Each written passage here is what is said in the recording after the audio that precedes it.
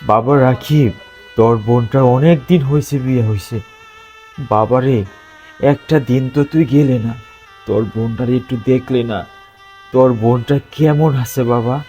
আরে বাবা, আমি বুঝি না। আরে তোমার বয়স হয়েছে, তুমি বাসায় কি করো? তোমার কোনো কাজ আছে? আমি তা কি ব্যস্ত? বোনকে দেখতে হলে তুমি যাও, আমার এসব ভালো লাগে না। সোনা রে, আমার বয়স হয়ে গেছে, আমি তো যাইমই, আমি যাই বাবা।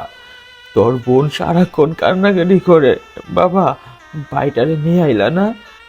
আমি কি করুম ক? তোর ভাই যে আইয়ে না, আমি কেমনে বুঝাইমু ক?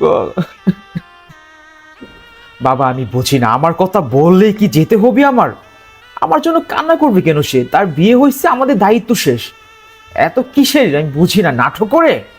হ্যাঁ, ফোন রাখো তো, তোমার সাথে আমার কথা বলার সময় নেই, ফোন রাখো। একজন বোন সবচেয়ে বেশি খুশি হয় কখন জানেন? যখন তার ভাই তার বোনটির বাসায় তাকে দেখতে আসে। একজন বোন অনেক খুশি হয় যে আমার ভাইয়া আমাকে দেখতে আসছে। এতটা খুশি হয় যে যেই খুশিটা হয়তোবা জীবনে কোনোদিন হয়নি। তাই বলছি, যার বোন আছে কখনো বুঝবে না বোনের মূল্যটা, যার নেই সেই বুঝবে। চলুন আজকে থেকে আমরা বোনকে একটু ভালোবেসে দেখি, তাহলে বুঝতে পারবেন যে ভাই বোনের সম্পর্ক কতটা মধুর হয়। অবশ্যই ভিডিওটি শেয়ার করে দিবেন।